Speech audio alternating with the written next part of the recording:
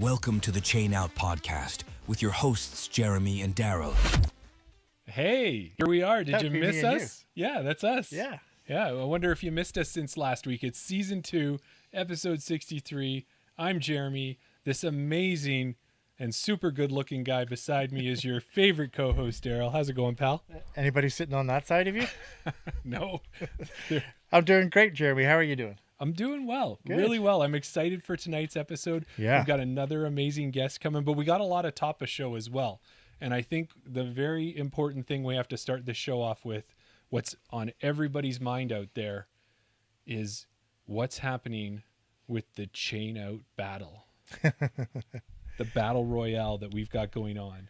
Well, I think we've played twice since then, haven't we? Like we put it out on social media because I just happened to check on UDisc. You can check, whenever you play with somebody, you can check your head-to-head stats. Yeah.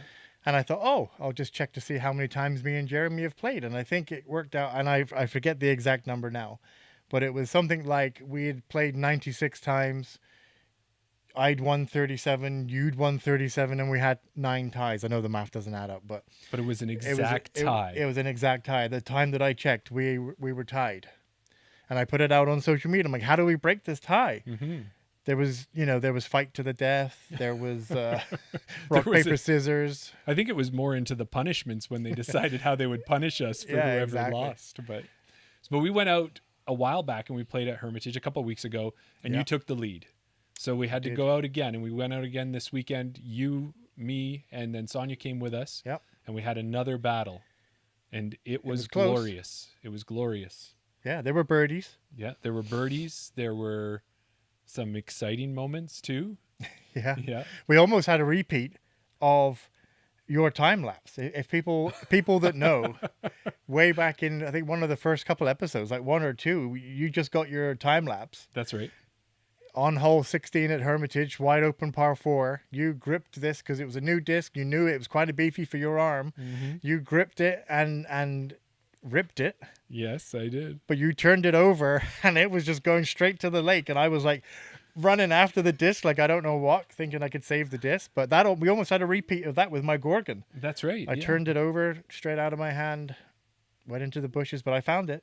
Which was good. And you even got out of the bushes, which was took a little bit of work, but yeah, I think I took a 6 on that hole to get out. You birdied that hole, and that was like that was the swing. interesting. That was the swing. That was the bit coming right down the wire. Yeah.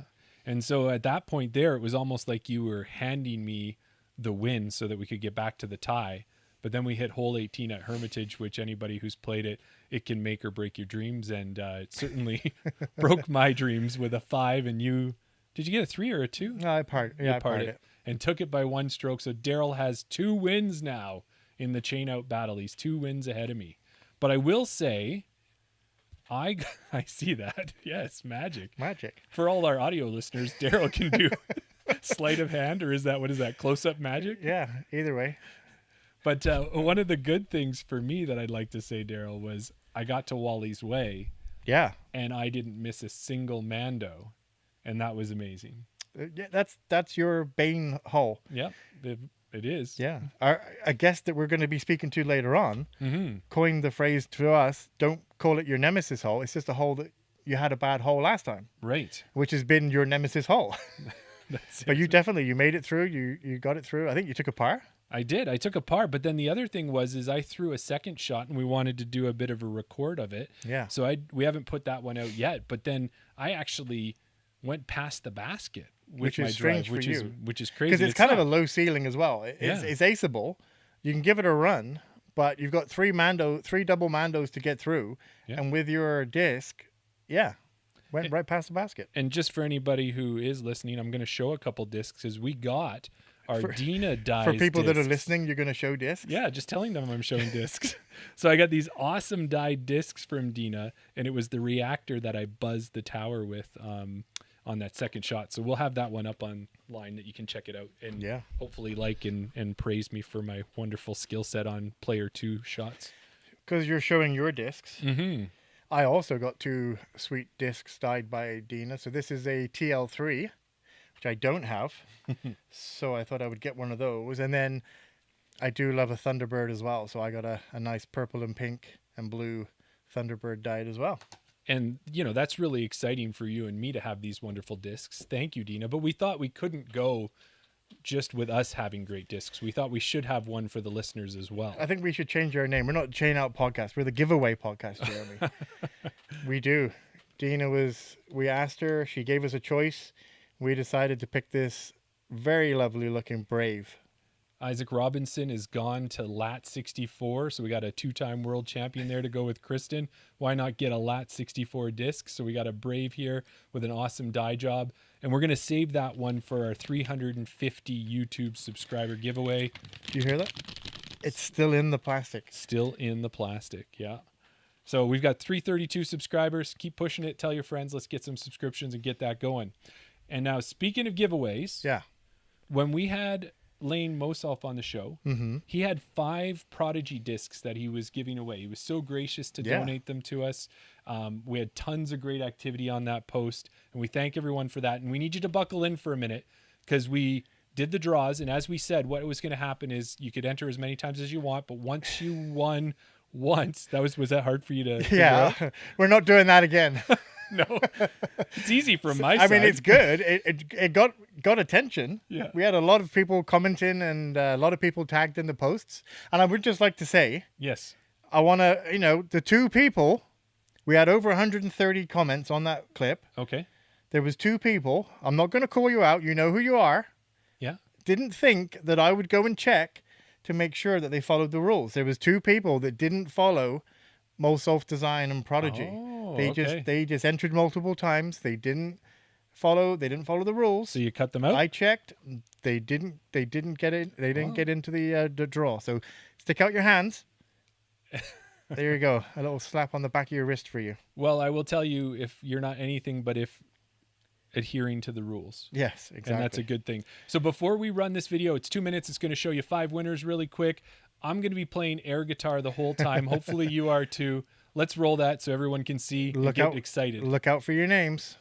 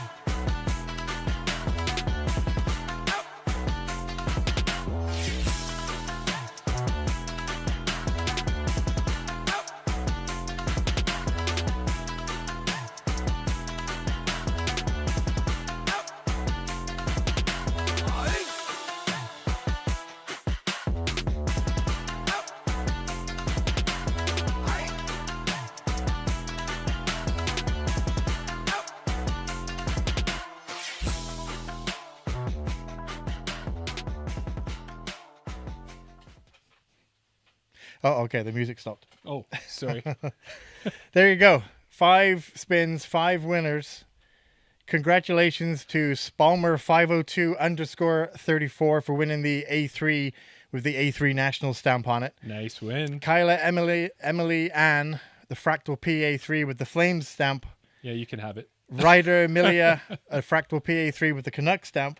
Yeah, well, you can take the team off, can't you? Yeah, and have a you great can take disc that. anyways. Yeah, KK Disc Golf _193969 won the Color Glow PA3, and Canada's own, BC's own, I believe, Shoe Shop Slinger, who won the A5 Ultra Soft. So thanks again to Lane for donating those discs to the show, and congrats to all the winners. Absolutely. Yeah, we love to do that. The more support you guys give us, the more we can Stay tuned. give away. We like giveaways. Yeah, and other ways that you can get deals by being a fan of Chain Out is you can go to Cardinal Disc Golf and use the code Chain Out, and you'll get 10% off your purchase. We still got 2 discs to give away for the first 2 people to use our code. We've got a Vanish and a Reactor.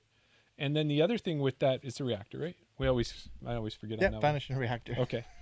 And the other thing we'll have to do is we'll have to check with Kevin and Lane to see if anyone's used our code. We haven't done that yet. Yeah, so we haven't done we'll that. have to check Then that we out. might have 2 winners. And not only that, we have a new code for you as well. We do. This is exciting. Yeah, we had Jen and Craig Snow from Goat Towel on not that long ago, and they appreciate us as much as we appreciate them. And so they've given us a code, and that one is COP15. Yeah. So I was wondering, Daryl, we talked about this before. We don't get to name the listeners. The listeners get to name themselves. Yeah. Do you think they want to be called the Cops? They can be whatever they want. I still say chain links. Yeah. Well, maybe they'll. Oh no, the chain gang. That's what it was. You guys can fill up the comments if you have an idea that you want to be called. But there's another way for you COP15. guys to save with Chain Out.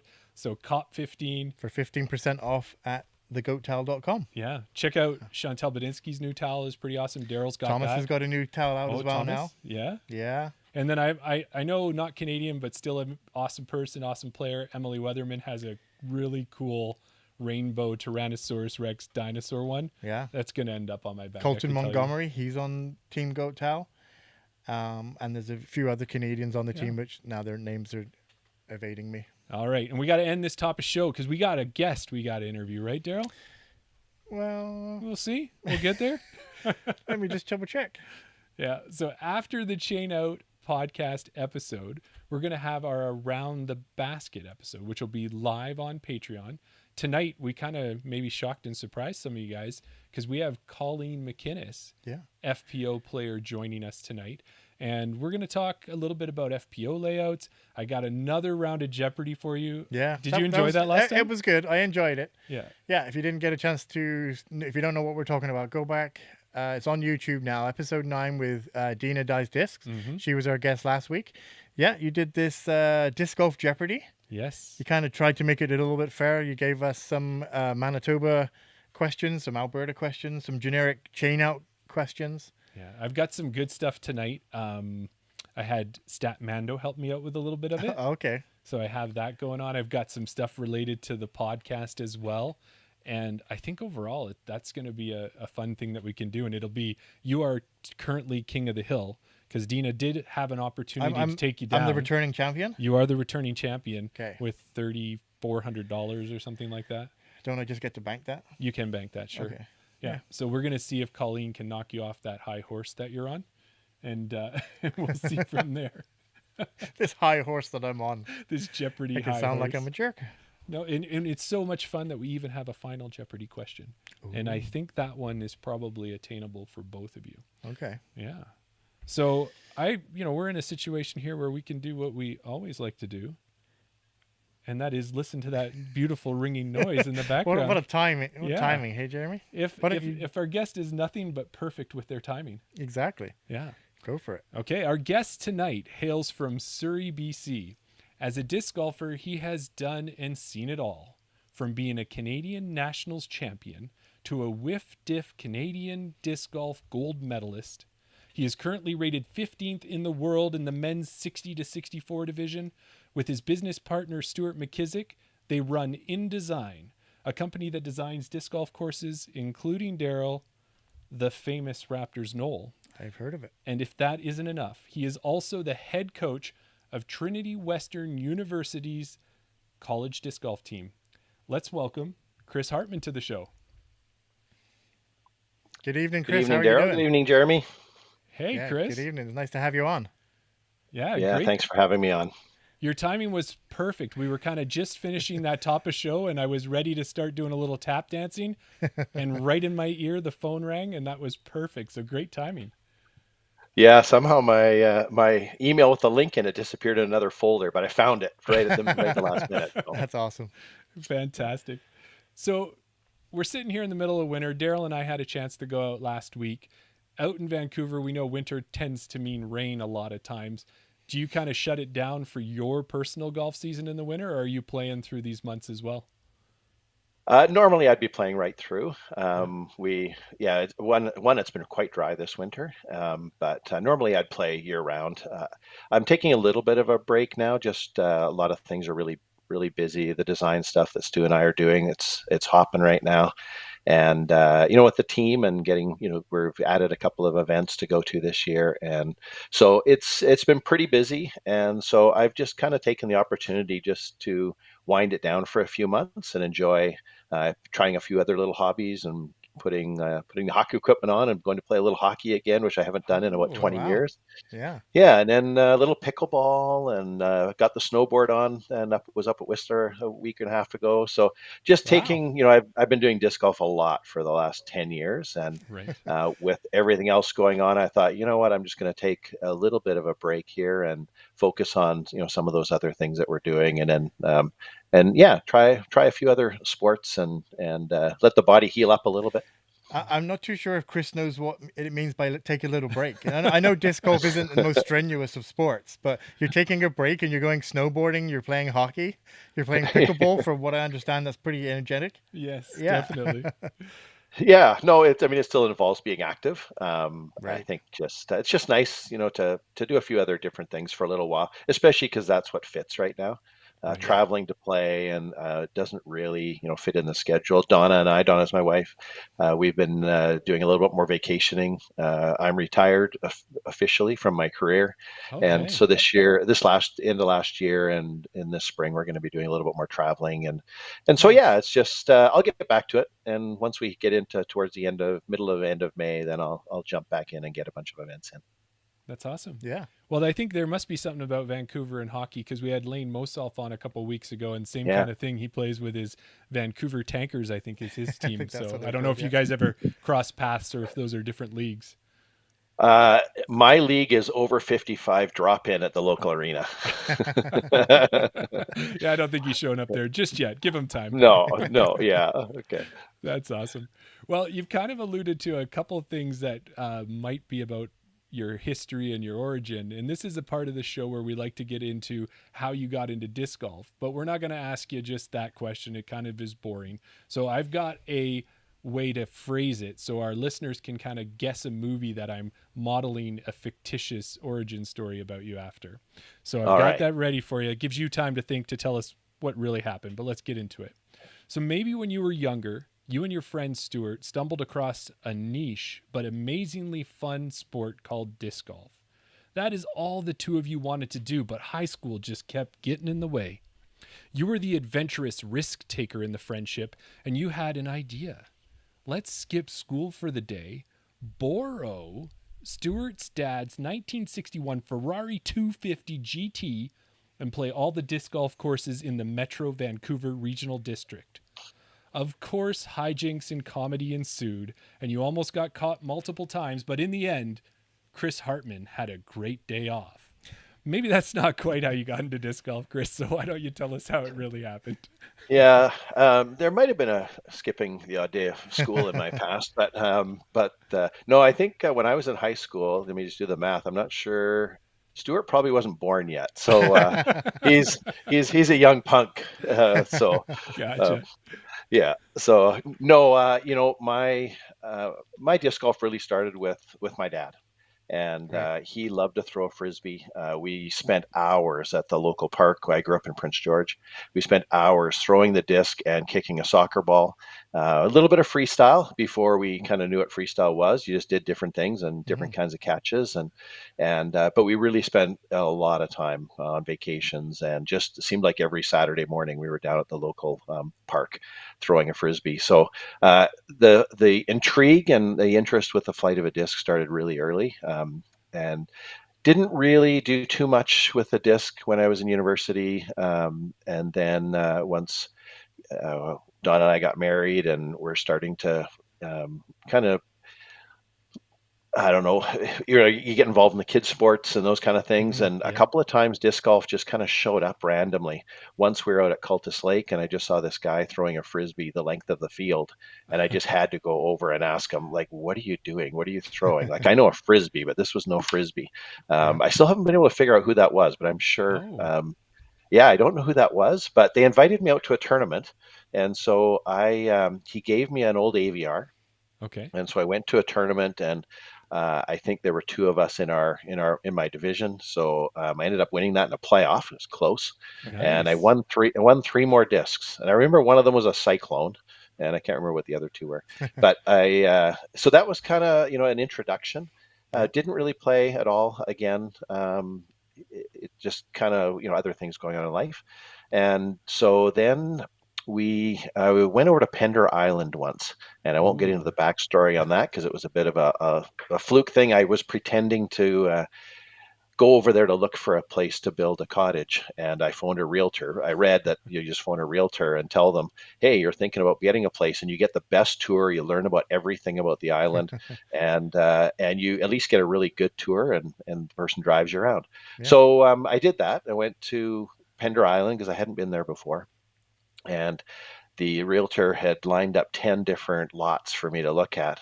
And it was absolutely torrential downpour that day. It was one of the Oh. wettest days on record. Wow. And I lost my very first cell phone there. Okay. And yeah, climbing over logs. But the very first lot he took me to, we walked up there was just a little skidder track that went up to the lot.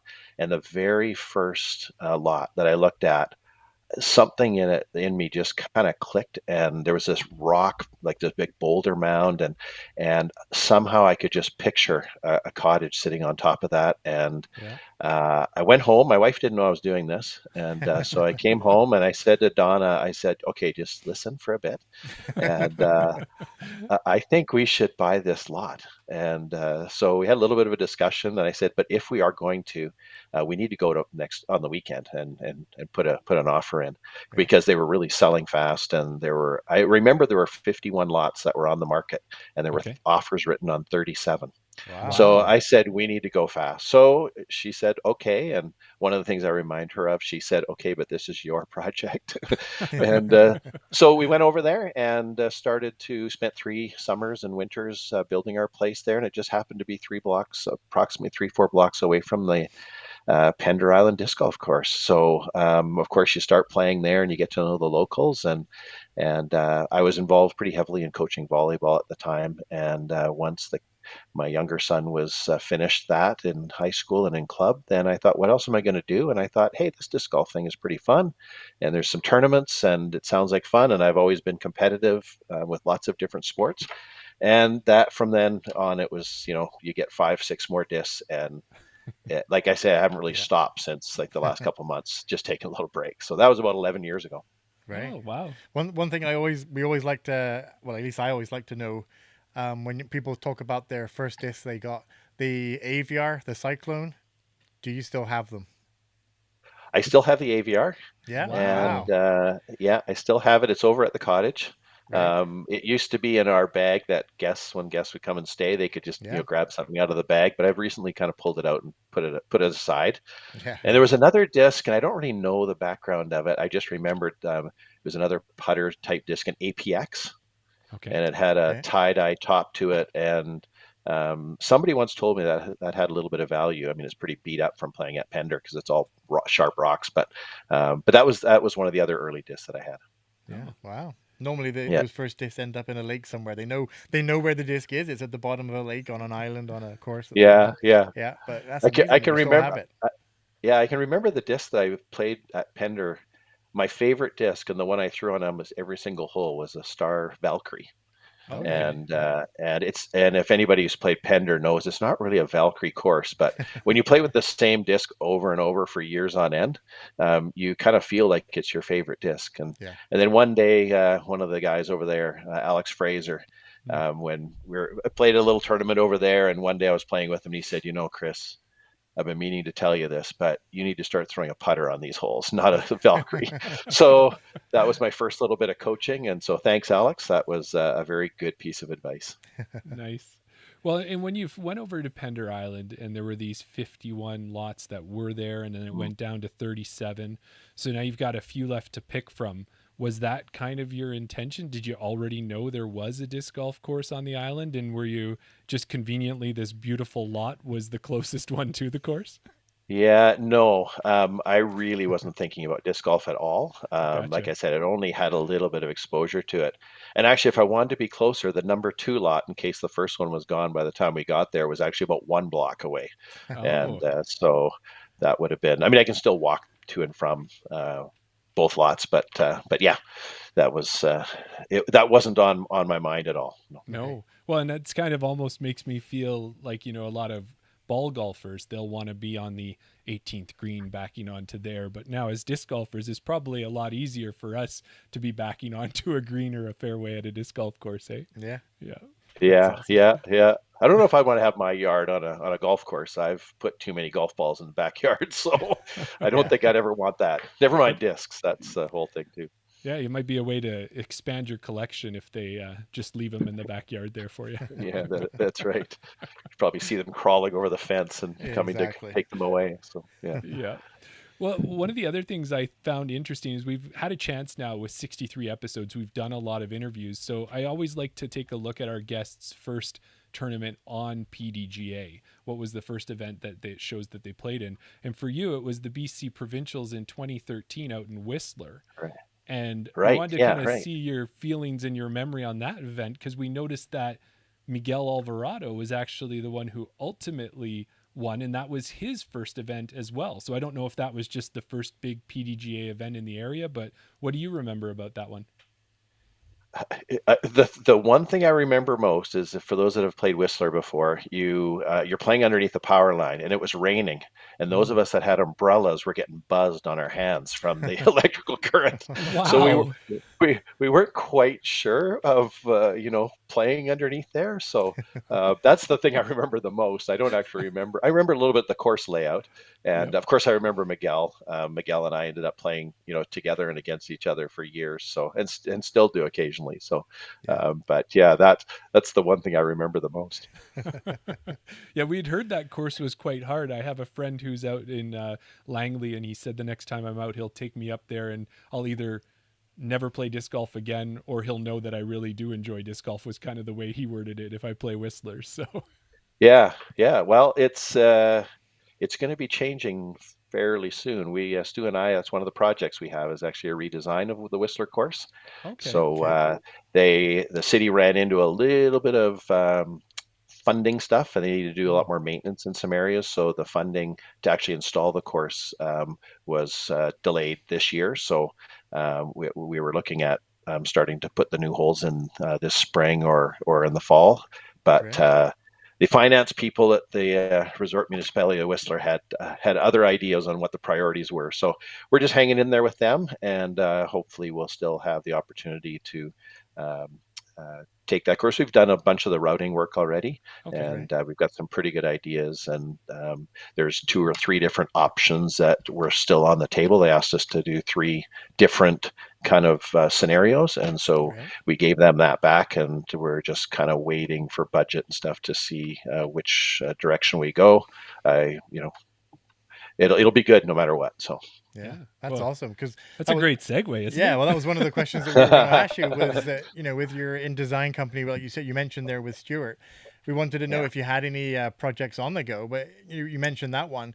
Is it sort of in a scenario where you can have 2 or 3 projects on the go at the same time? Do you have anything else that you're Yeah, working on? yeah, or 8. Or 8? Oh Um, wow.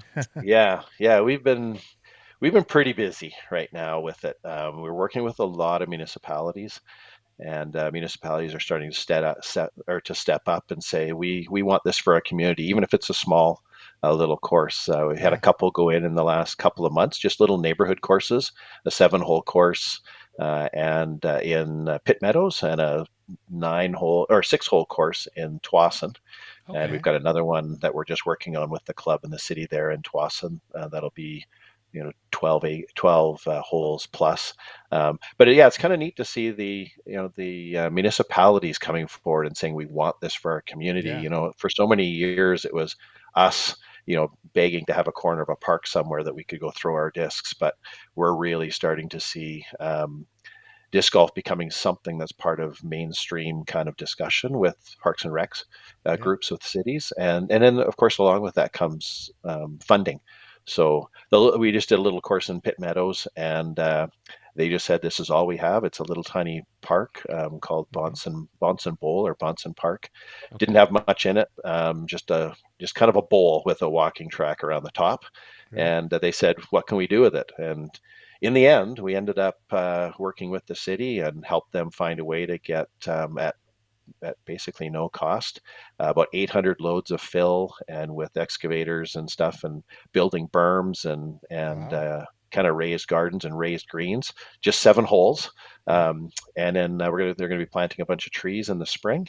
Wow. And we've got a nice little neighborhood course there that the city was willing to not just say, let's put some baskets in the ground, but what can we do? Yeah. What can we do to make this a special little park? And so it's busy already. It's a little muddy because of all the fill that came in. It hasn't quite had the opportunity to pack down yet, and there's a couple of drainage issues that need to be worked out. But lots of people are playing it, and a real fun course for beginners and just getting out socially and throwing a few discs around. So Yeah.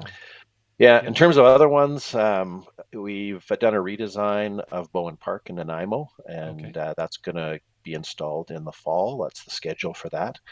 And Whistler, I mentioned, we're really excited about one that we're involved with. Stu and I are going to be over there on Friday and Saturday with a local new club and with some of the city people.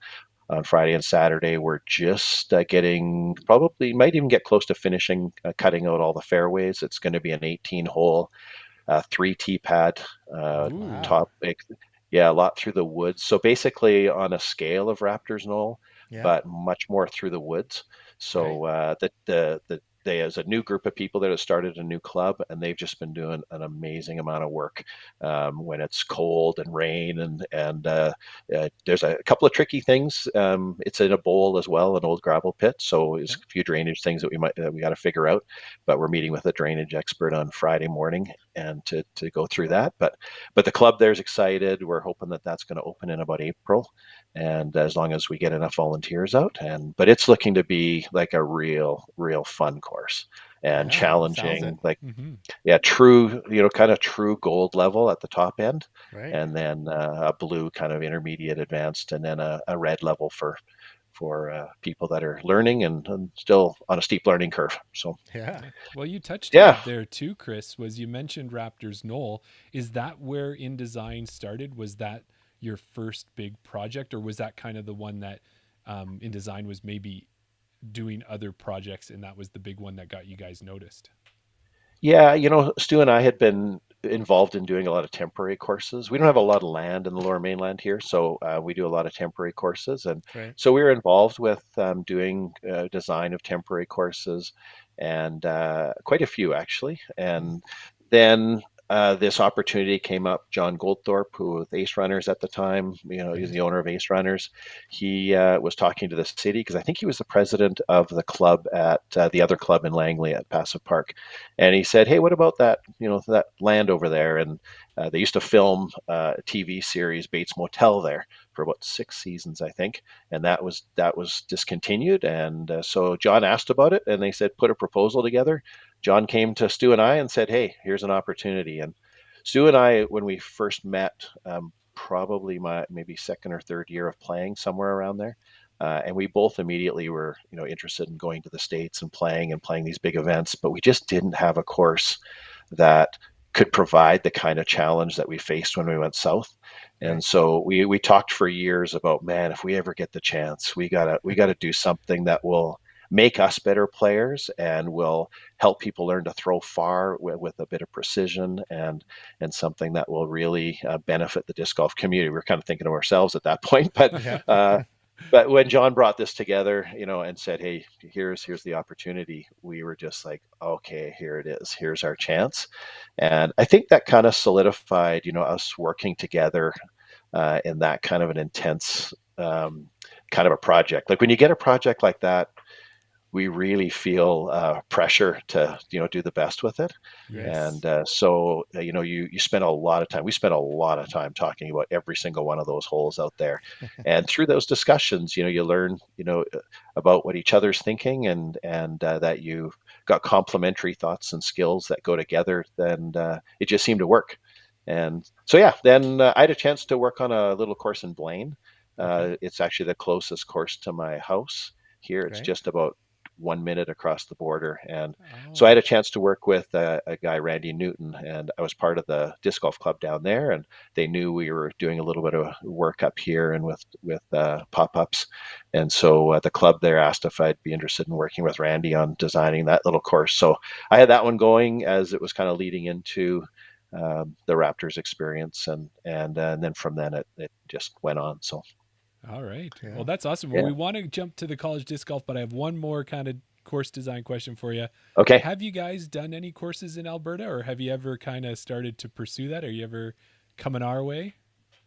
No, we haven't done any in Alberta. We've had a couple of inquiries from Alberta, and I think we were part of a bid on one in northern Alberta. We didn't. We were with a landscape architect firm and civil engineering firm on that one, so we were just one part of a much bigger project. And Daryl Banks, actually in Ontario, he was part of the crew that got that one, so he's done that Okay. one. That's the That might big have Yeah, been farm. Fort so. McMurray, I think. Oh, Yeah. Fort Mac. Yeah, Yeah. yeah, Fort McMurray. Yeah. Okay. Well, So that's the cool. last Well, the last thing I'll say about the yeah. design stuff is Stu and I are also within the next week we're also out on site for a second time of a brand new course that we should be able Oh, to post some pictures on early next week, and so that's Nice. pretty exciting. Another 18 hole, probably at least two sets of tee pads. And then probably have another one that's just kind of bubbling right now, that Wow. an 18 hole course, a couple of tee pads, but probably maybe not announced for a little while yet. But That's lots of awesome. stuff bubbling, and it's keeping us really busy. So, Yeah. but so, but it's fun, right? It's fun, Absolutely. and yeah. we've worked with probably a dozen municipalities like on contract now, and you really start to learn how the municipalities work, although they're very different. You Right. start to learn how they work, and you start to work with environmental consultant firms, and it's forced us to become like a legitimate company, with our own liability insurance Right. and WorkSafe or WCB coverage and all those Right. kinds of things. So, but we just continue to learn, and sometimes, you go in and you're finding yourself, you're doing consulting and providing advice on stuff that's more than just a disc golf course design. So that's part of the fun, is learning and building those relationships. And it just Yeah. seems to be growing from that. Yeah. Yeah. Well, That's we'll awesome. encourage all the municipalities listening, all of the private landowners listening, all of the clubs listening, going, hey, I like the sound of what this Chris guy is talking about. Yeah. Go check out the InDesign website. You guys got a contact page Mhm. on there and a tab, and then people can reach out to you and get in the queue to have a Yeah. amazing course Sure. design for them. Yeah. Maybe give us a couple weeks. There you go. All Yeah. right. Well, let's roll ourselves into college disc golf, because I think I was telling you there in Excellent. the emails is that I've got questions upon questions, and we'll see how many of them we can get through. But starting Yeah. out, I just want to say we know that college disc golf has been at universities and colleges in the US for a number of years now. It's kind of been a thing down there. But tell us about where Canadian college disc golf is now, and how long has it actually been around in Canada? Yeah, well, it's not a big story. It's not a long story. But it does start about, I think, about 10 years ago. Kevin King, who I think's been on your show, Yes. he was involved with the University of Lethbridge, and they were the first ones to take a team and actually compete in a college disc golf event. And they went down to Portland and played, or near Portland, and played down at Milo McIver as part of Okay. the Oregon Regional. And so that was the first team that Right. actually moved into that formal college disc golf realm. Okay. Uh, Nothing really happened. I don't know the story about, that was just kind of a one shot thing. Obviously, you had some people who were interested and willing to pay some money and go do it. So Yeah. then uh, about 4.5 years ago, I know the athletic director at Trinity Western. He used to be a volleyball player there, and I played volleyball there way back in the day. And we'd been talking a little bit, and then I was out in Ontario and some at the Foxwood event, and somebody tapped me on the shoulder, and it was another former volleyball player from Trinity, and we started chatting, and his son was there, and it's the Baynard family. Hmm. And so we started talking about, it'd be really cool if Trinity had a college disc golf team, and McKinley would love to play on that, and he was just graduating or finishing up high school, or maybe had a year before. And so they were coming out west that next weekend. So we gave Jeff, the athletic director, a call and went out and threw some disc with him. And that kind of got the discussion going a little bit more. I heard from him a couple more times that he was pursuing it with some of the senior leadership at the university. And then I think it was early spring, probably that next year, that he came up to me and he said, "We're going to do this," Yeah. and I said, "That's really cool." And then he said, "But we just need somebody who knows the sport and can navigate it and understand it." And he was just kind of staring at me, and I said, "Well, Jeff, I'm retiring in 3 months from my career." And he just looked at me and said, "Really?" And I said, "Really, let's do it." And so Awesome. yeah, that's kind of how it started. And McKinley Baynard ended up being on our team that first year. He came out from Ontario, so that Okay. was really fun to kind of close that loop. And he helped us get it all started. And so yeah, from there we've now been 3 years. We've been to the collegiate national championships down in first year in North Carolina at the Cove, and then now it's down in South Carolina at where they hold the USDGC and three other courses around there. So, but it's an Right. amazing event, like just 700 college kids running around throwing frisbees, and it's most of the time it helps me feel younger, and then just occasionally I feel really old. Yeah. Well, Yeah, you mentioned University of Lethbridge there was one of the yeah. originals, and obviously you're part of Trinity Western. Is there any other disc golf teams across Canada?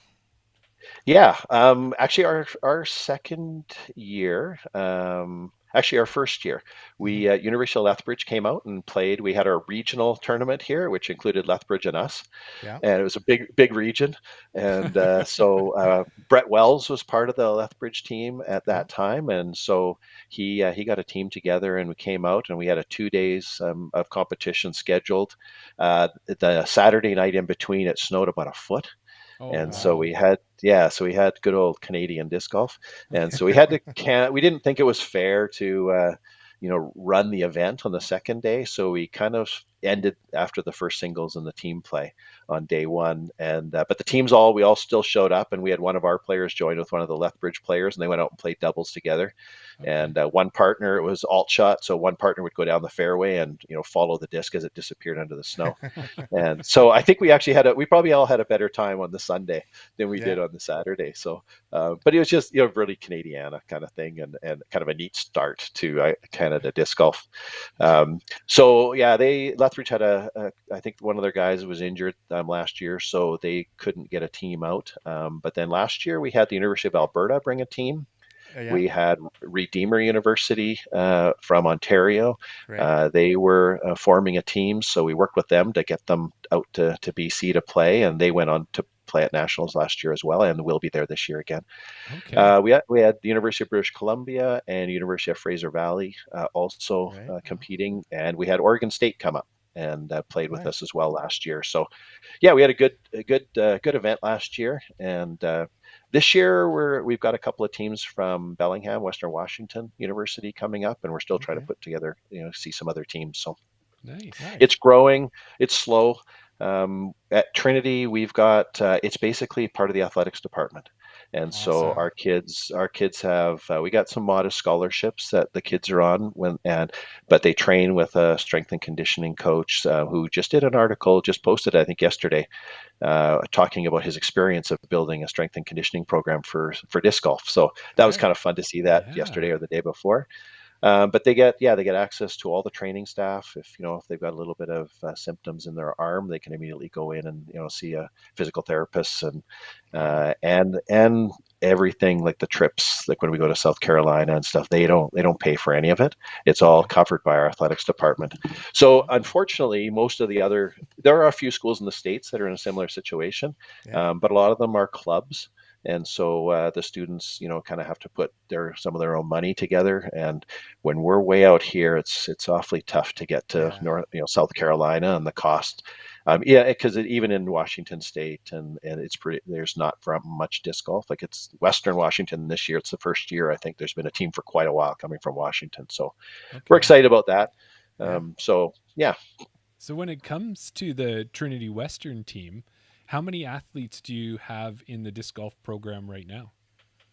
We have 9 this year. We have Okay. a women's team is a team of 2, so we have 2 teams of women's players, and then a guys team consists of 4 players. And when they play their team event, it's 4, and so we have 1 full team and we have 1 extra player that we Yeah. have part of the team. So nine in total. Five Okay. guys and 4 girls. Yeah. Yeah, that's awesome. Well, we have a player out here. This is maybe a good spot to insert it. We have a player out here that affectionately is known as Uncle Steve, and we just thought that was it. It was Uncle Steve, and we all called him that, and he was always great to play. He is always great to play with. But he reached out to us, and apparently he truly is an uncle, and it's Uncle Steve Newman, and he wanted to say a shout out to his actual nieces, Verity and Zion White, who I believe are on the Awesome. team. Yeah. Yeah. Absolutely. Yeah. That's their first year on the team this year, and they're both doing really well. Their skill level and their approach to the game it just seems like it gets higher and higher every week, and they're Okay. just a pleasure to work with. And kind of neat to have sisters on the team as well. So Zion in particular had a really good time. I know we'll talk about Florida, but we were Yeah. down in Florida a week or 2 ago, and she finished second overall in the singles and the women's. So she had a really good weekend, and her and her Nice. partner finished second in the team doubles and finished third overall.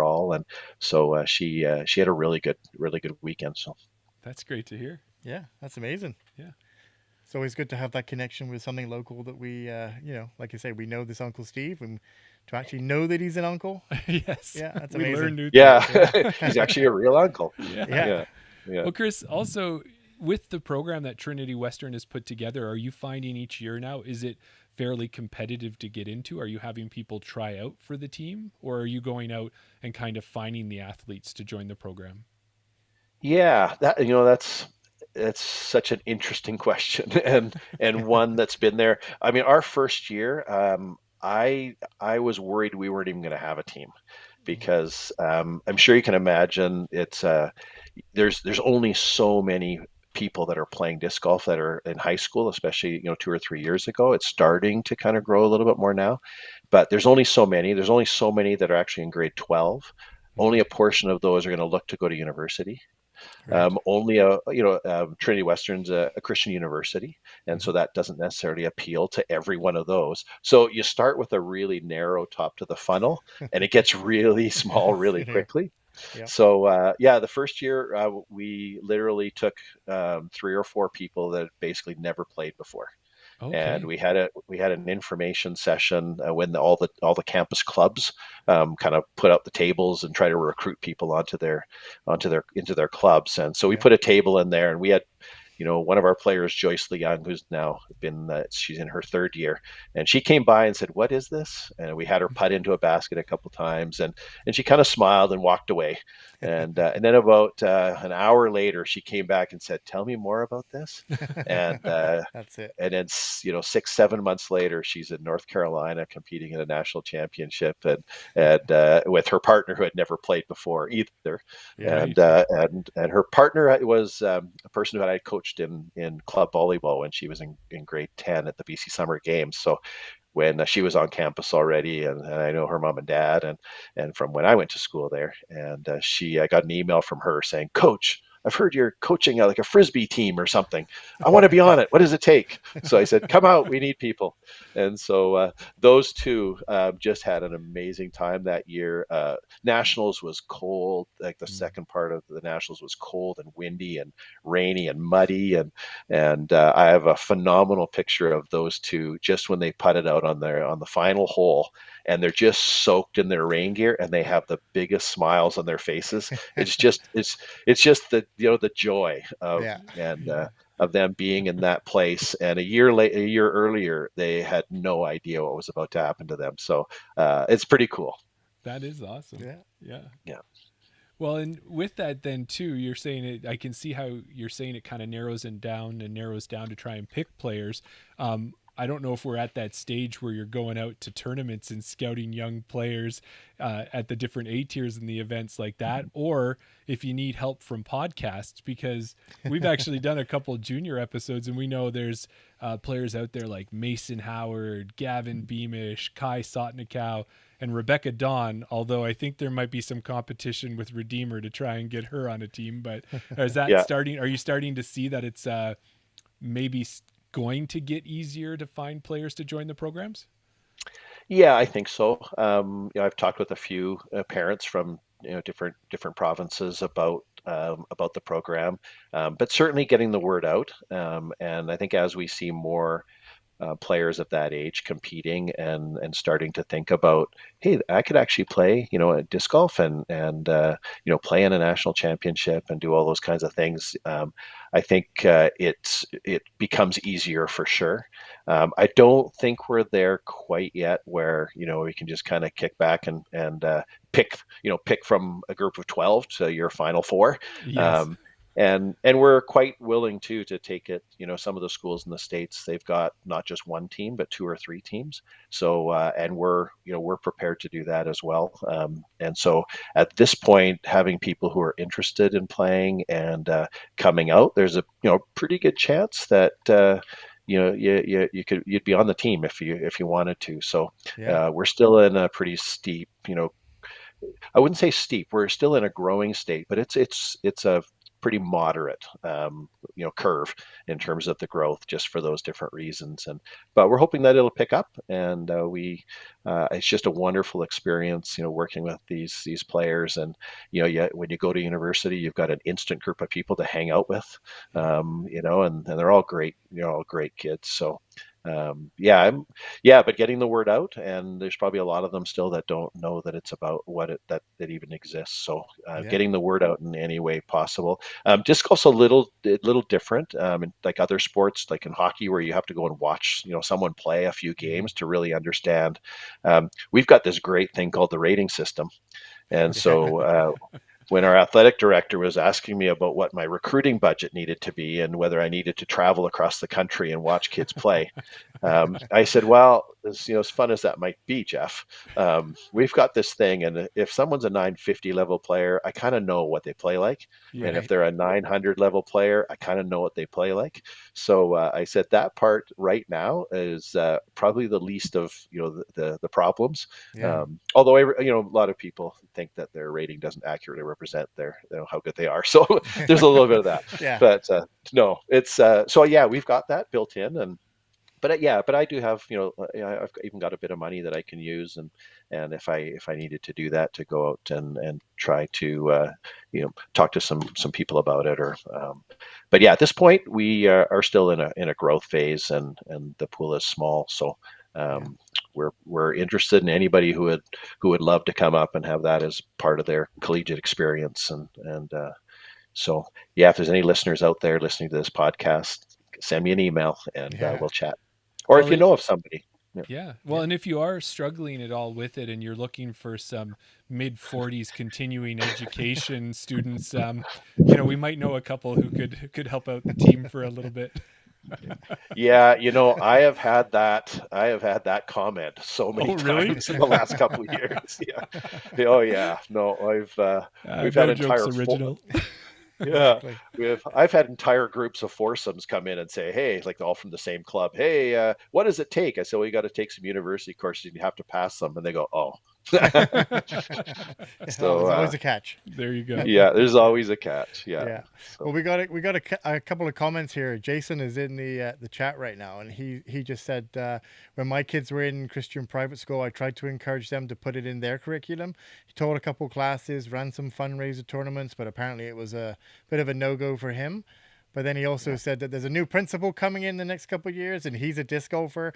So fingers crossed that he's going to be able to get that there. But it's awesome to hear about, college teams and being able to get it in part of their curriculum and things like that. So that's awesome. Yeah, I think we're starting to see a lot of schools incorporating into their curriculum. There's a lot of discs as well, but a lot of baskets and portable baskets and stuff that schools are buying, and all it takes is one teacher in the whole school, and you've got somebody who's passionate about it and who's going to find a way Yeah. to make it happen if it's at all possible. So I think that's the other thing is as we see it integrated into the curriculum, and they have places to play.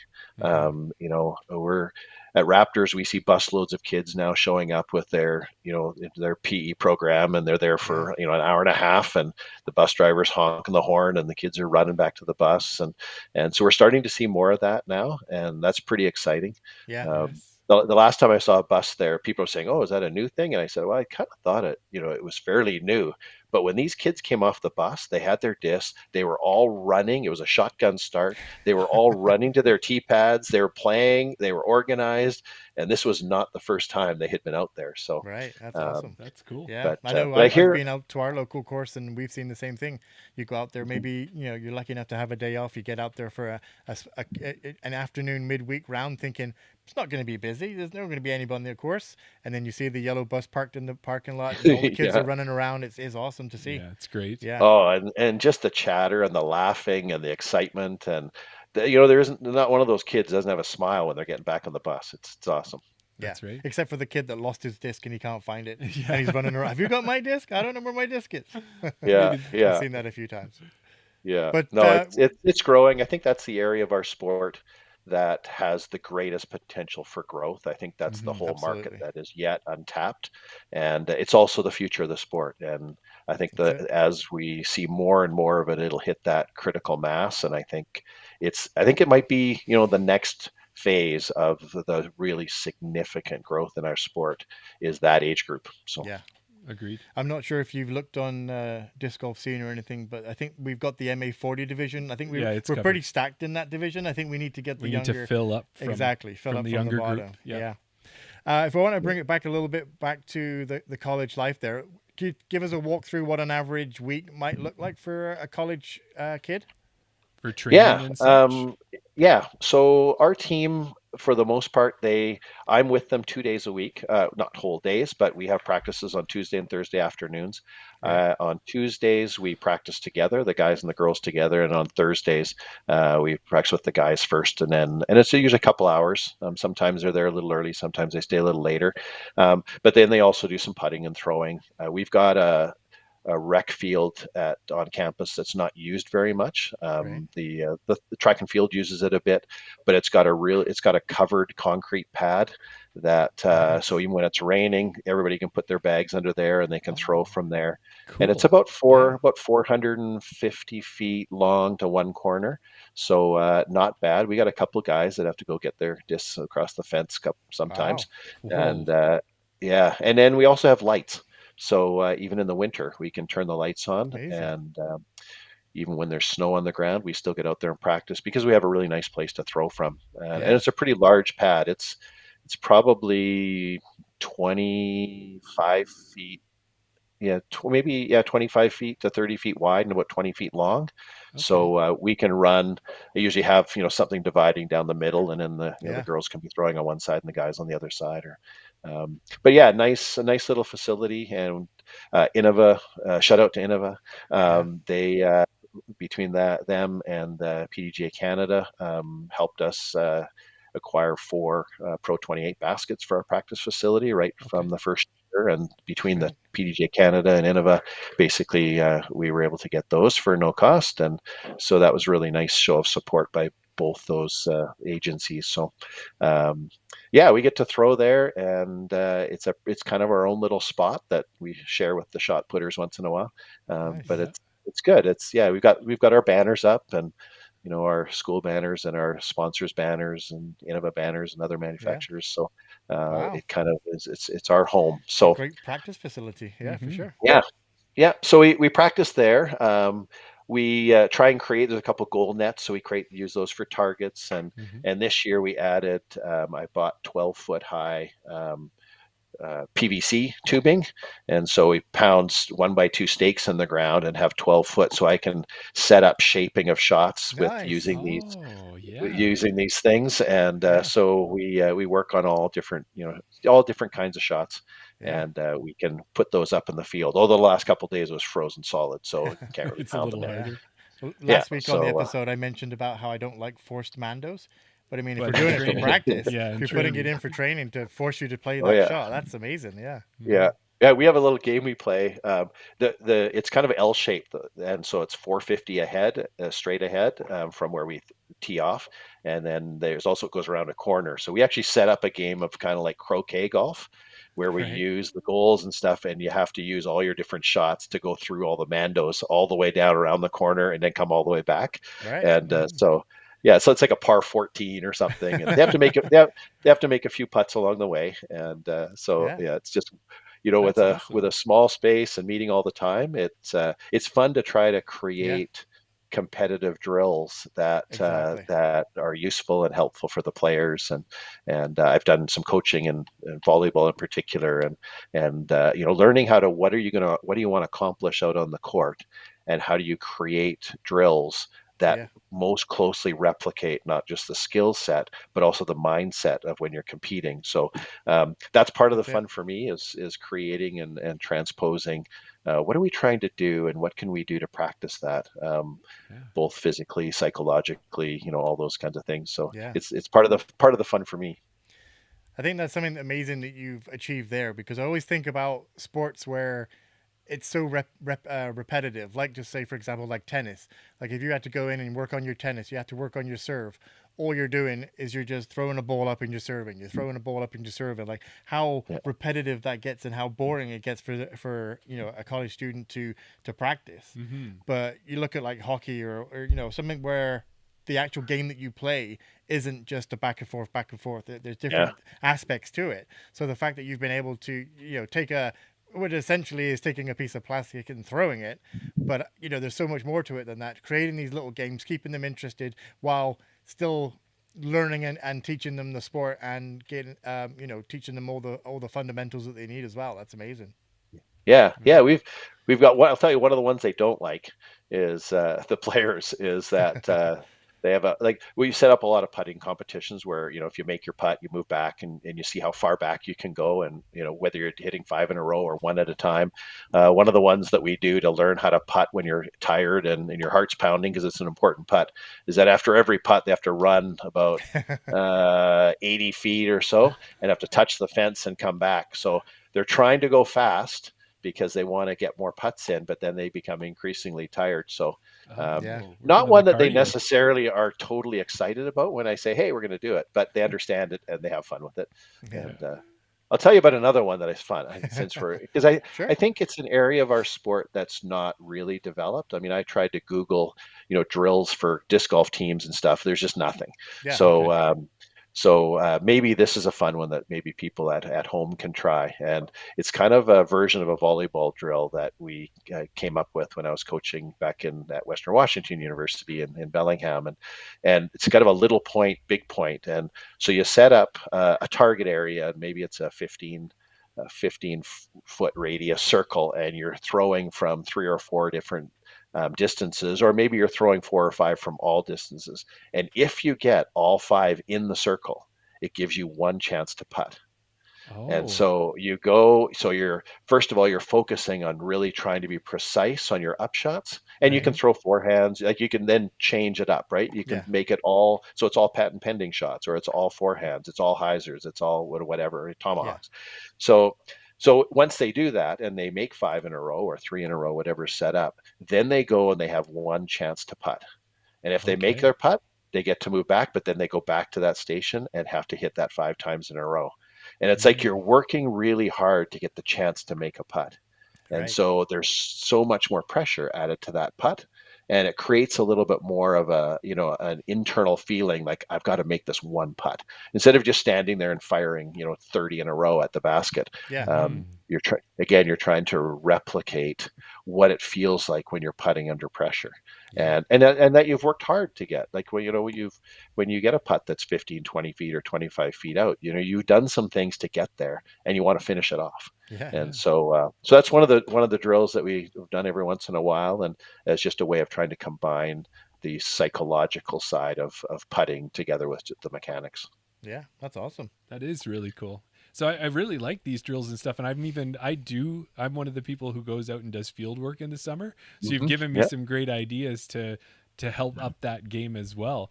But a great. question I've got for you is that we're starting to see technology come into disc golf in the form of the tech disc, and also in virtual disc golf, kind of like virtual golf. Have you used any of that, or do you see that impacting how you coach in the future?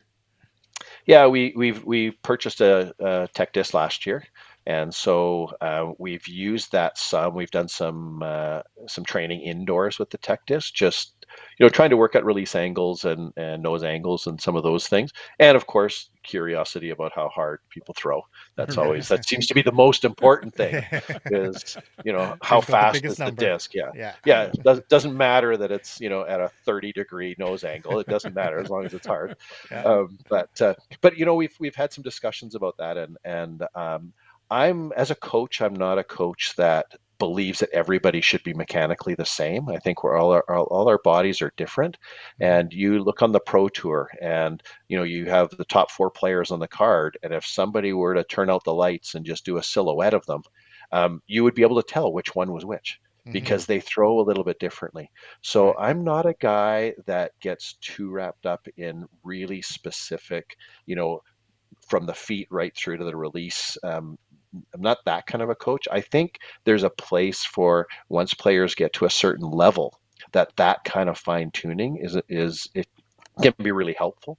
But I think at this point it's working with what the players largely are feeling comfortable with, but layering on top of that, it doesn't matter what somebody's technique looks like. There are a few things that happen during that throw that are exactly the same. And Okay. when you take 3 or 4 top pros that are throwing, yeah, it might all look different, but there's a certain thing that happens with Right. all of them that's the same. They might start different, they might end different, they might do something in between that's different. And so, in terms of my own philosophy, I try to take those things and try to really reinforce those. And I kind of think that if they get those fundamentals right at this level, that's going to take them a long way. Yeah. I've also learned that using something like the tech disc and playing around with real fine tuning, you really have to be dedicated to making adjustments and really work at it. And not every athlete that's playing at a collegiate level or in any tournament is into it that much, where they're interested in putting in all that extra time and being willing to get a bit worse before you get better. And so it's about having fun. And I think a coach can really over coach that and bend people into pretzels, and they never feel comfortable. And so it's a bit of a balance. So I really try to focus on what are those 3 or 4 or 5 things that are really core, and then do a little bit of fine tuning from there. But with the young with the guys in particular, often when they're using the tech disc, they're something like that. They're trying to figure out nose angle and all that to try to throw farther. Right. And my one of the guys on the team, he and I were talking about the tech disc just this last week, and I said, if every one of us, all 4 players, 5 players on our team, spent the time necessary, and we all got 30 feet longer off our drives, what difference do you think that would make on our score at the end of a round? Yeah. Right. And when you have players that are already throwing between 400 and 500, and even more than that, an extra 30 feet doesn't really make that much of a Yeah. difference when you're a 920 or a 950 or a 970 disc golfer. It's putting, and it's mostly up shots. Yeah. Yeah. And it's the approach shots when you miss your line on a par 3 or that second shot on a par 4. I've told them over and over and over again that that second shot is the only shot that you throw that has the ability to make your previous shot look better, and it makes your next shot easier. Right. The other ones don't have that, and Yeah. and yet that's the last thing that most people of that age, and most people, that's the last thing that people practice. Yeah. Nobody goes to do the field work and throws 170-foot up shots. Exactly. Yeah. I mean, I shouldn't say nobody. There's some people out there, Right. But but not what do you many. do when you go to the field? No, you're seeing how, if you can throw 3 feet farther than you did last time. Yeah. And so part of the coaching is I think also helping a group of people balance out their training and helping broaden their training so they're working on the full part of their game and not just thinking it's all about putting from 45 feet or throwing 430 feet instead of 410 feet. So Yes. Yeah. so Well, that's and part of the just kind of the philosophy of helping a team be successful. And one of our guys the other day, I hear this quite a bit, that we made 2 putts from 35 feet, but we missed like 3 from 38 feet. But if we could just make a couple of those. And so I said to them, I said, why do you guys keep throwing the disc 35 and 40 feet away from the basket? And That's so it's like, yeah. oh yeah, maybe we shouldn't Yeah. be talking all the time about the 35-foot putts we missed. Maybe we should be talking about the shot before. Yeah. So yeah, that that's makes that's sense. it's fun. Well, I've always said that. I've had people say to me about throwing further. Like a 400-foot hole, if you break it down to 350 and a 50-foot upshot, or 200 and a 200-foot upshot, your third shot is still around the basket, hopefully at the same distance. So, Yeah. like you said, the Yeah. drive doesn't really make any difference at all as long as you're in the same place for your putt. Yeah. yeah, And on a hole like that, those 2 shots might be the exact same shots Yeah. right. rather than throwing 2 different shots, right? Yeah, Mhm. exactly. Oh, that's Yeah. true. Yeah. Yeah. And Yeah. I think the other thing that people maybe forget is when you try to go for more distance, and if you start at a single point, as in the tee pad, and you start to move out, if your angle is slightly off for a shorter shot, it's going to maybe still be in the fairway. But if your angle is Mhm. slightly off for a longer shot, the further you go, the further that line goes, and now you're in trouble. So great that you threw 470 or 500 feet, but if you're off the fairway in the middle of the woods, I'd rather take the 200-foot shots right up the middle, So right? you're saying 200-foot straight is better than 350, 400 left? Yeah. Yeah. Yeah. Well, I learned that when I used to play a lot of golf. Same And thing. Yeah. I was very stubborn because of course your ego likes to hit the ball as far as you possibly can, but you start to learn that being 10 feet in the woods is a heck of a lot better than being 70 feet in the woods. Yeah. Yeah. Yes. Yeah. Yeah. Well, Chris, we're loving this conversation and the time is just ticking away on us. So what I'd like to do is we have a few other ones that maybe we can kind of hit quickly. And what it was is I want to talk about a couple of tournaments that you've been in and kind of what's going to happen this year with with nationals. So the one thing was last year, it was our episode 17, was it, Daryl? Yeah. Yeah, episode 17, 17, we had Zoe Lorenz Bozer on, and she was the one who organized that U of A team to come down. Yeah.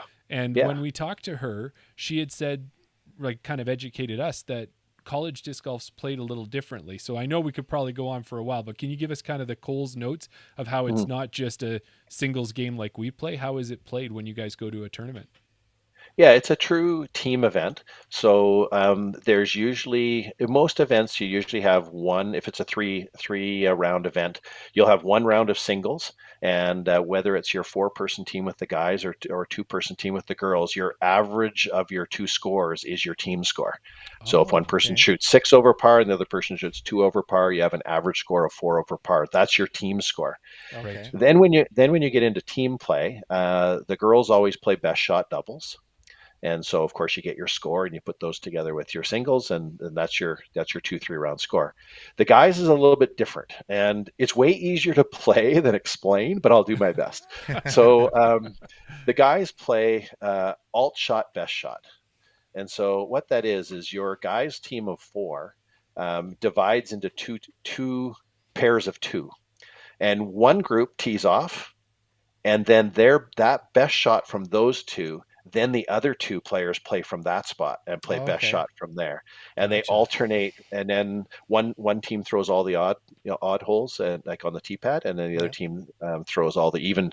So it's a real it's a bit of a mix of best shot and alt shot. Right. You don't get the advantage of playing for your own best shot, and sometimes you're in a position where you're playing from your your team that didn't necessarily have a best shot on that one. But there's a little extra strategy on, if you're okay, those guys are going to be, what's a good approach to the basket for those guys, so we better put it up there for them or whatever. Yeah. So it's fun to watch. It's really fun to watch the teams talk about what to do here, and as a coach, just to kind of sit back and listen to them strategizing together. And for the most part, I kind of feel the events are for the players and the practices are for the coaches.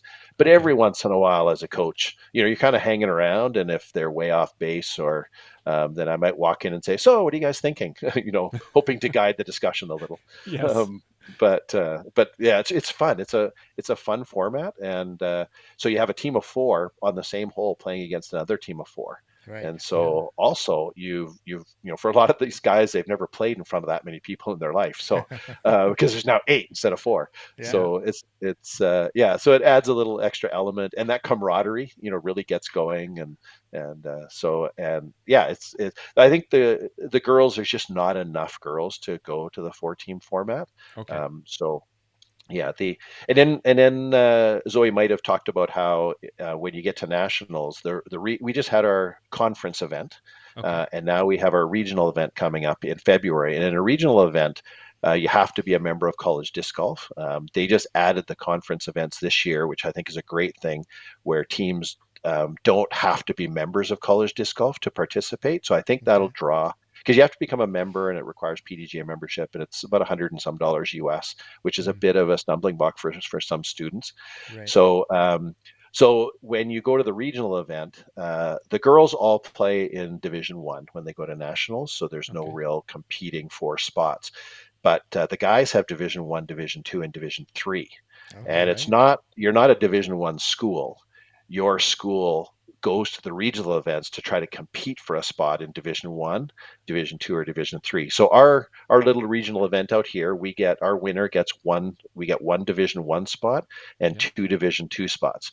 And if you don't make any of those, then you play Division 3 when you go to the national championships. Okay. So that's a big thing. I know for our guys, we've managed to get into Division 1 the first 2 years, and we're hoping to find that opportunity to get in there again. So we go down and play. We have our event here, and then we also go down and play the regional qualifier down at Milo with the Oregon Collegiate League down there. So. Okay. And they have 2 Division 1 spots and 4 Division 2 spots at their event, because it's a bigger event. Yeah. Right. Yeah. Well, why don't you touch on a little bit too, is that the girls had a chance to go down to Florida and play there, and that was at Paul Macbeth and Dylan Cease's course at Olympus. So tell us a little bit about it and how Trinity Western did. I know you kind of touched on it earlier, but if you want to add a couple more points, let's do that now. Yeah, the players did really well. We've got a pretty good team this year. A couple of our girls are probably not back next year. Well, one isn't for sure. So heading into nationals, it was an opportunity to give them that experience of playing with some other top schools that were down there. There's no girls ever at the Oregon tournament, so the girls team don't go to that one. And so this was a year we had a fundraising. We have a fundraiser every fall, and so we took a little bit of that extra fundraising and planned another pretty big trip, but we raised some funds to help out with that. So yeah, we made the overnight flight down there. Got a half a practice round in, and the next day we're playing on a course that was set up pretty tough, I think, for the level of play. There were some pretty high scores, and I'd say fair, but pretty tough. So I think the girls, I was just really proud of how they handled themselves, being playing against, some of them hadn't played in that kind of an event before. And our number 1 girls team, Hannah Porter and Zion White, they finished 3rd overall, which was great. Awesome. And but they got to play with teams that were up near the top of the leaderboard at nationals last year. So really good experience. They, like I mentioned before, they did well in the team putting contest that there was. Zion got the closest to the pin. Nice. What else did they do? I don't know what else they did, but then they also did a champs versus chumps, where they would draw a team on each hole. They would draw a team, And so our team got drawn once, and so they got to play a hole going head to head with Zach Melton and Eric McCabe Right. and Really? um, what's his name? I'm drawing a complete blank here. I shouldn't be. Well, I know Zach Melton is heavily, like, he's always supporting college disc golf. Yeah. He's always posting about it. He's heavily supporting in that as well. So Yeah, he helps coach the Milligan team from right, Tennessee, that's it. Yeah, and Okay. so yeah, the other one, Vinny. Calvin? Calvin Heimberg. Yeah, Cal Heimberg. Yeah. Oh, Yeah, wow. I can't believe I couldn't remember that name. It's mental block at the wrong Yeah. time. That's it. But anyways, it was really fun to watch him, and I know a couple of our girls were a little bit, well, I don't know, like this is, and I said, when else are you going to Yeah. get to play and be able to throw and putt, putt Yes. with 100 and some, 18 to 22-year-old guys all watching you, and also these pros, and you're going head to head. Like, we look for opportunities to, putt and throw under pressure, and we try and create those in practice. Well, you got to take advantage, regardless of what happens. You have to take advantage of this, and then you can say, I've been in situations like this before. So they had fun with that, and so just the opportunity to play alongside those three guys and go at it, and which was a really fun event, because the college guy, all the college players are all, of course, cheering for the college players. So Yes. whenever the college players would win a hole or something, it was mayhem out there. Pandemonium. Yeah. Well, and It it was pretty fun. as you're saying there, play under pressure, putting up against Calvin Heimberg, I don't think there is a higher pressure Yeah. situation. No matter which drill you work on, it's never going to be that much pressure, right? Yeah. No, so it was just a really good weekend. Really, was everything that we had hoped it would be going down there, and a good team, kind of building experience, and it was great. And we hope that we're able to continue to do some of those extra things every once in a while. Hopefully, we'll develop more of a women's scene up in Washington State and in BC, Western Canada, so we can have more of that of our own. But in the meantime, we'll want to take advantage of some of those events when we have a chance. But it was just really fun, and another overnight flight coming back, which wasn't expected to be, but delays, with the winter and snow heading down to Florida right after we left. Right. We got Yeah. some delays, so we got home a little late. But when you've had such a great weekend, it just doesn't feel that bad to be delayed a few hours here and there. It's amazing how that works. Well, and I would think too is, as you said, hopefully growing the women's sport up in that region. When you've got Sophia Donica up there, you've got Gabby Lee, you've got Christy Lee, you've got Taylor Chosick. There's so much good FPO talent all across Canada, but then also up in that region that you are. Mhm. So they're going to Yeah. have a lot of role models to look up to, and then eventually they're going to be those role models for the area as well. Yeah. No, it's an area. Yeah, it's just an area we'd love to see grow with some of the other colleges. And if there are people out there listening and you're at all interested, let me know. You can, even the event coming up in February, we did some things to try to help the Redeemer team come out, and had a little extra to try to make that easier for them. And I think you subsidized a little bit, flights for U of A to come down. And if there's anybody, that would like to put a team together, or even come and play in the singles only, contact me, and we'll see what we can do to help you be a part of it. And then, That's awesome. yeah, and they'll get down there. They'll get a chance to play Raptor's Knoll, which is one of the greatest courses in Western Canada and in the area. So they'll get a chance to experience it. And maybe, I think you guys might have a little bit of advantage when you've got the course designer as your coach. I think you might know a couple lines here and there that they could throw. So Yeah.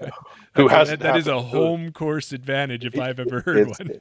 It's a home course advantage, even if I haven't played there for like 3 months, but that's Yeah. okay. Yeah. No. And then the you players, it's kind of our home course, and so the players do go out there. It's about 20 minutes from 25 minutes from campus. So Okay.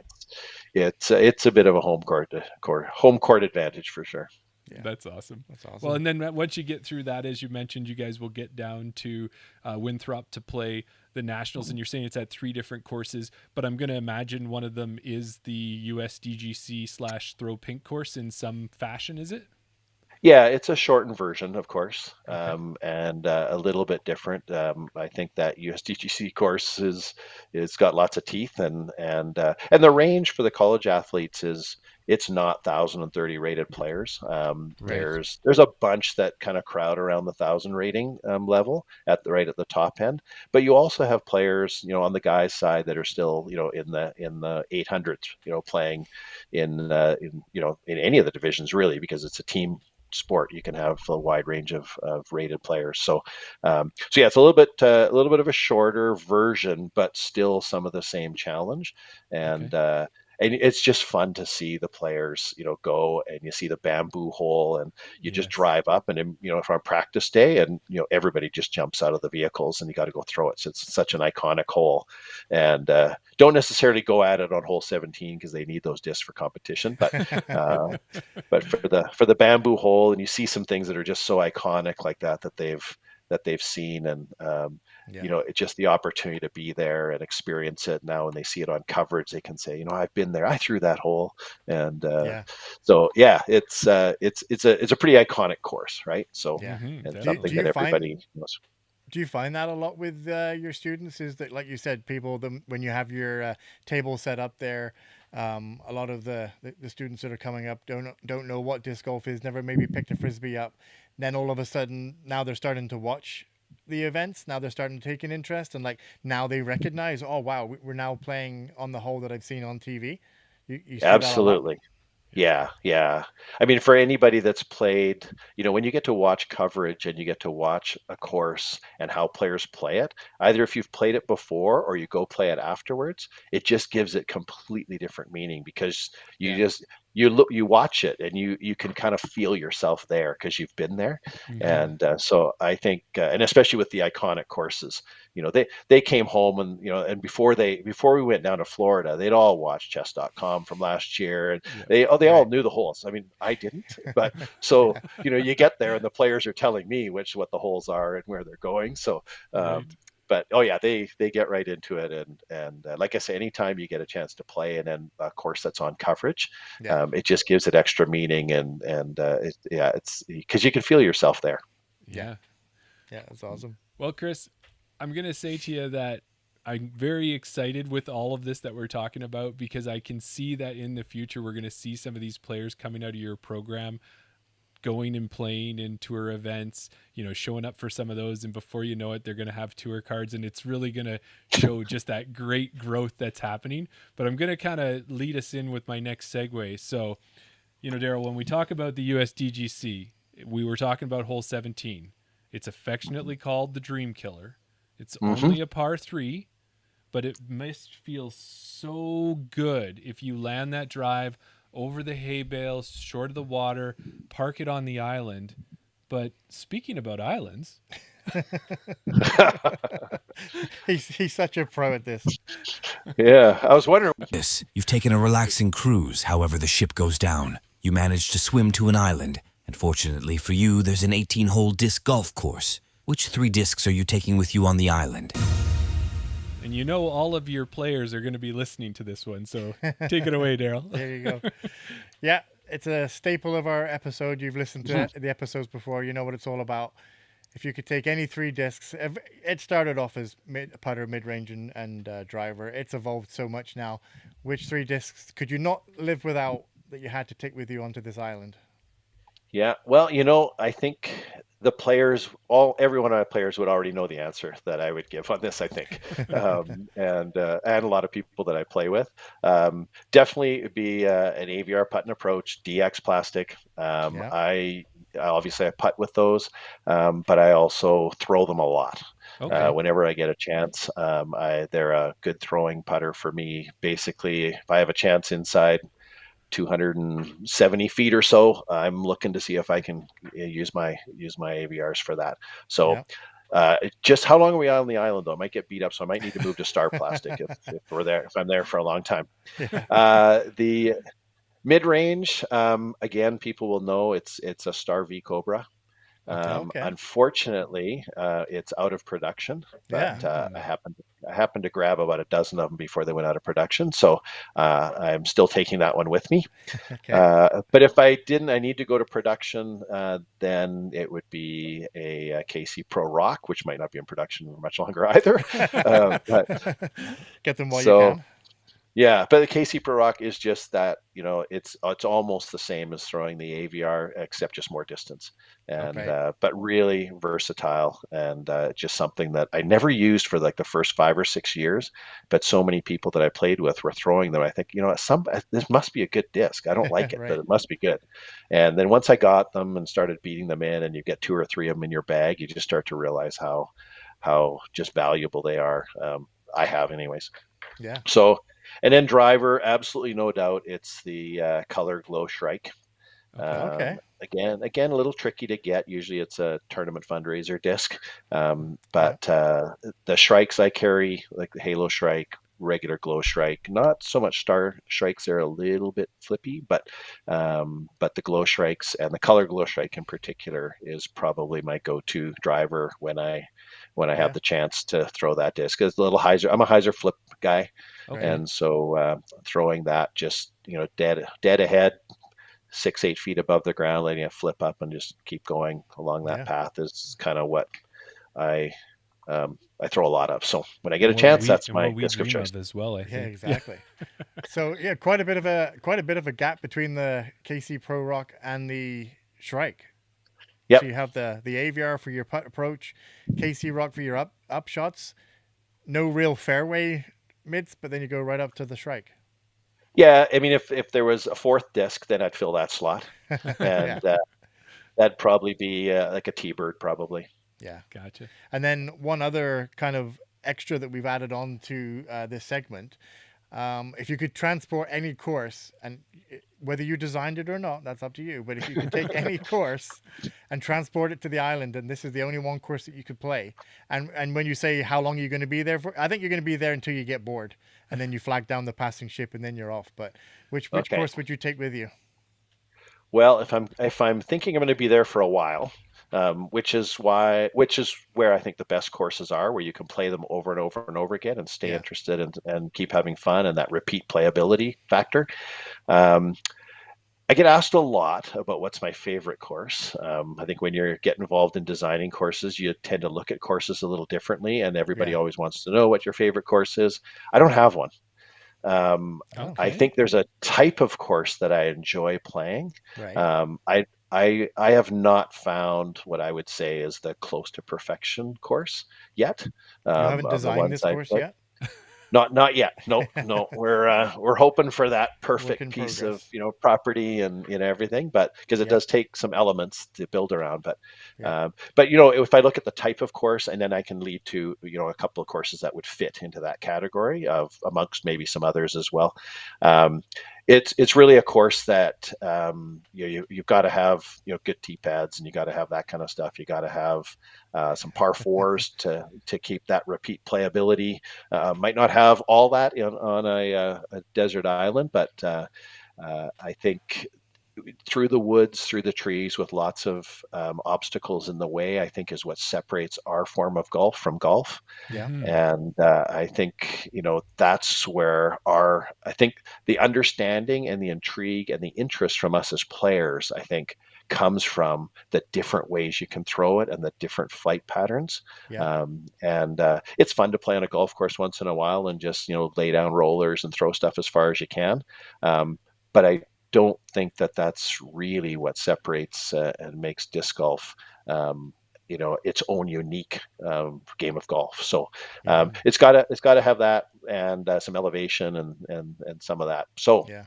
with that being said, and I could go on for a long time on that, on just types of courses and things. But with that being said, I played a couple of courses this last year that I think are still pretty rough in terms of their development, but I just had such a blast playing them, and they're down near Sandpoint, Idaho, Okay. Okay. and I'm drawing a blank again. It's That's not Excalibur, is Mother, it? yeah, No. I was thinking of Motherlode and Caliber, Or not Or Excalibur. Caliber. Yeah, Sorry. Yeah. yeah. Okay. So Caliber is the older course. It's been there for a while, and Motherlode is the newer one that's being put in there. Okay. But the opportunity to throw through the woods with trees everywhere, but different lines everywhere that are just different every time. I think you could play that course 10 times and not play the same round of golf. Like it wouldn't feel like the Right. same. Okay. And so I think when you're looking at, for me, a good course is not just when somebody can play it twice and love it, but it's the local people that play it 3 times a week, Yeah. and 2 years or 3 years or 4 years later are still challenged by it, still don't know what the round is going to be like when they Right. get out there. Yeah. Having par fours and things helps with that, because you play to the pin differently on a par four. On par threes, it's kind of the same shot that you're going to throw Right. pretty much every time you go there. Yeah. But having that opportunity to just be different all the time, and Yeah. force you to throw lots of different shots. And we always talk about scoring separation in disc golf and how important it is. And yeah, it's important player to player, but I also think it's really important with the individual player, that if you know what you're going to score on every hole before you go, I think it might lose a bit of its interest. Yeah. But if you can play a hole that sometimes you birdie it, sometimes you bogey it, sometimes you par it, I think that makes it fun. And so Yes. that's what my course and Yeah. would be like, would I would want it to be like. And those 2 courses in Idaho are the most recent ones that I've played that really had that kind of a feel. I think I've just got the perfect solution. What I'm hearing is that on this island, Chris wants to take these 3 discs and 18 baskets and design his own course. Yeah. There's no one course that's perfect to play. Yes. You're just going to go there, take the baskets, and I'll make the course. Yeah. I'll make the perfect course, and I'll play it again Yeah. and again and again. And Yeah. if you don't like it, change it up a little bit. You And can do That, that. that's what I was thinking. Just move the Yeah. basket over a little bit if it's too hard or too easy. Exactly. Yeah. The only problem too, Chris, is you're not going to be on that island for long before all of us show up and then join you on it. So, Exactly. Yeah. but Hey, that's what it's all about, is Absolutely. people laughing and replaying. It takes us longer to replay our rounds than it does to play them sometimes, and that's part of the fun. yes, Absolutely. Yeah, we know that one. But Chris, we appreciate given us so much time tonight. And as we were saying, is that we could talk to you for a whole lot more. So I'm sure we're going to have you on again in the future. But before we let you go, we want to make sure, is there anything we didn't hit, or any shout outs or anything you wanted to do before we let you go? Yeah, I think this sport's just been so good to me. It's given me opportunities. I've said to quite a few people that I've played a lot of sports from, when I was a kid all the way up, in lots of different sports. And I never would have imagined that some of the best moments I have as a participant in sports has come after the age of 50. I just would have never, ever thought that was possible. But this sport has given me that. So the first shout out is to the sport. Definitely. And to all the people that I've played with along the way. We just did a pop up this last weekend, and at a brand new course, at a little golf course that was just beautiful. And the general manager people constantly came in and just talked with him about how great this little piece of property was. And he made comments about just people coming in, and there's people out there and they're talking to each other, and it's just not a group of golfers that comes in and leaves. These people enjoy hanging out together. So yeah, I think it's the sport, first of all. Again, shout out to my dad, who just got me interested in this right at the beginning. I wish he was around today he'd be out in the over whatever 80 category, I know. But he hasn't been around for a while. So shout out to him for just getting me loving the flight of the disc. Also, like Innova, I've had the chance to be an ambassador with Innova for a few years now, and they've been just amazing to me personally and to disc golf in BC. They've just continued to find, and help us with ways of building disc golf here in our province. And so absolutely a shout out to them. I just can't say enough the support that they've given to me and everybody in BC. Yeah, and then and with InDesign, partnering with Stu, we've played a lot of disc golf together, and it's been a wonderful journey. And you got to have somebody that you can kind of go along with and have the same kind of dreams and things, and it's helped kind of make that journey that much more enjoyable. And then lastly, one last one is a shout out to Donna, my wife.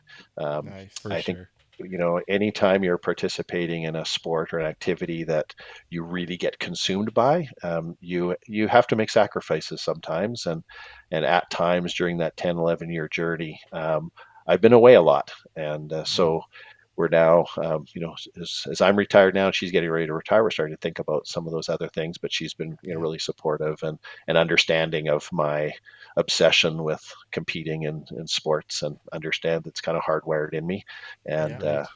and so she's my number one supporter. So shout out to her. Absolutely. That's fantastic. Yeah. I don't think we can say anything else better to end that one, hey? No, that's it. That's perfect. But we will You say, remembered Chris, everybody. You remembered the important person. That's good. yes, the most important.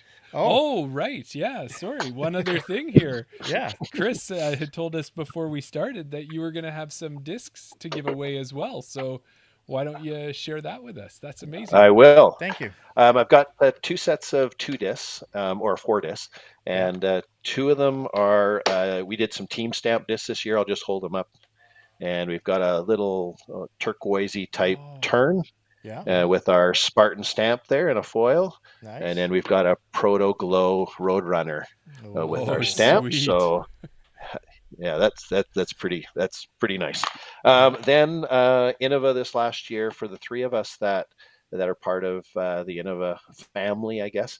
Yeah. The 3 of us that won our divisions at nationals, Innova did a really nice thing, and did a stamp for us that to kind of commemorate that, and gave us a bunch of free discs that we got to pick. So I've got a couple of those we'll give out. One, of course, has to be a Proto Glow Shrike, and I'll show that one right Okay. there. Yeah, Nice. Shrike, of course. Yeah, of course. Yes, of course, had to be a Shrike. And then a little bit of a new one, a Star Racer. Nice. And Oh, well, that one's okay. kind of hard. That one's kind of hard to see. Oh, yeah. There we It's go. hard to get the angle Yeah. sometimes. There we go. Yeah. Okay. Look at that. Is that kind of like a Wonder Bread or Uh, a type Oh, it's like a. shine on that? yeah, it's kind of. I'm trying. Yeah, there we go. Oh, there we are. So you Yep. can see. Yeah, it's kind of a checkered foil. Yeah. Kind of a neat. Nice. So yeah, any way you guys want to give those away with, just let me know the addresses, and I'll send them out to people. All right. Perfect. Well, we'll get a post going like we've done in the past, where we'll get them Yep. to follow you, follow Chain Out, and we'll hopefully get some people kind of boosting up your Instagram as well. But there's only one thing I saw that was missing on those Chris Hartmann discs. And that was an autograph. I don't know. I think yeah. they should always have an autograph on them there, but that's my personal opinion. So Well, if you want to drop the value on them a little bit, I'll sign them. fantastic. Well, thank you so Okay. much for offering those up too, giving us your time. We learned so much about college disc golf. We've got some new players to cheer for as well, which we always like that. And giving away some discs. It's awesome, Chris. Thank you so much. Thank you for your time. It's been a real pleasure. Thanks for the work you guys do, and just for spreading disc golf around, and with so many different guests and so many different aspects of the sport. It's amazing to have people like you guys putting in your time to do this. It's awesome. Thank you. Oh, awesome. Thank you We very appreciate much. that. Thank you. Okay. All we'll right. talk to you We'll soon. catch up with you again. Thank you for your time. Okay, if you're ever out here and want to go tour a few courses, let me know. Oh, You we know will. the best ones. We will. Perfect. Okay, Okay, thanks, Chris. good. Thanks, guys. Thanks. Thank you. Daryl, you got to do this one because I think I'm a bit speechless. It's amazing, right? Yeah. Yeah. I mean, this is, I don't want to say we have the same guest on, but we always have guests on that are involved in disc golf, and they may be involved in, tournaments, or they may be involved in this. But when we do episodes like this, where it's just a little bit aside out of our norm of what we normally cover, actually getting, going back to those junior episodes that we did. Now we're getting into the college side of disc golf, another whole aspect of disc golf that, a lot of people don't even realize exists. Oh. And it's good to see how much growth there is in that side of the sport as well. Yeah. We mentioned it, like you said earlier, with when we had Zoe Lorenz-Boser on. She obviously took down the U of A team to compete in it, but hopefully a lot more people will get into it, and hopefully we'll see a lot more college teams, and then hopefully we'll see people continuing on, and then that'll grow the sport in Canada that way. So it's amazing. Yeah, it is fantastic. And Chris he's just had so much good information to talk about. Like, it almost makes me want to extend these episodes even longer just so that we can cover so much. But we do have another episode coming up right away. So what we'll tell everyone now is, if you're listening at this point, you like what you hear, do us a favor, subscribe to our YouTube channel, follow us on Instagram, Graham, comment, like, do all of those things. If you've done all that and you want to support us more, you can support us for a one-time support by going to our link tree and buying us a beer.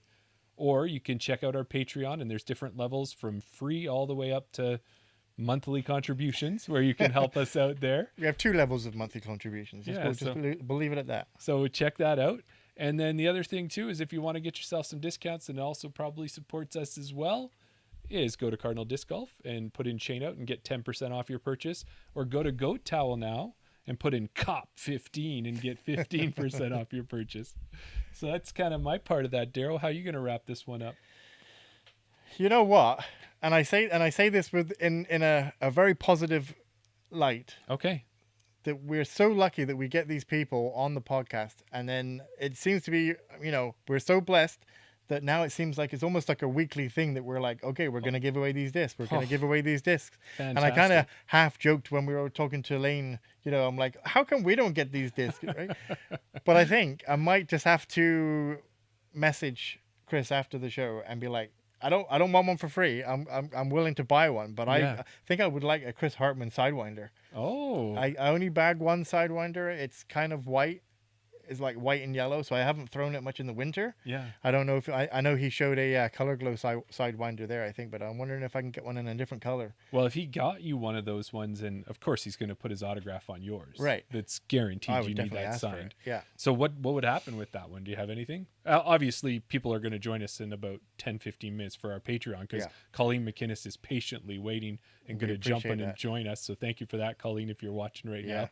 But when you get that Sidewinder, I'm not going to take it to my local Dunkin' Dunk. No, where are you going to take it? I'm going to take it down a little bit further and go to Wetaskiwin, another local course, but a little bit further away that we haven't played before. Okay.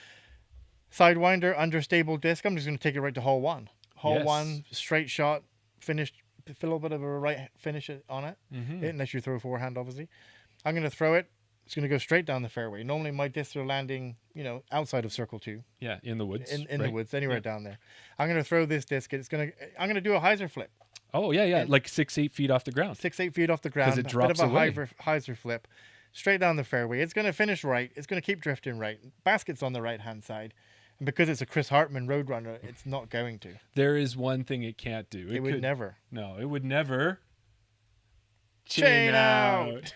Thanks, everybody, for listening. We'll catch you in a few minutes, or we'll catch you next week. You betcha. That would be the wrong one.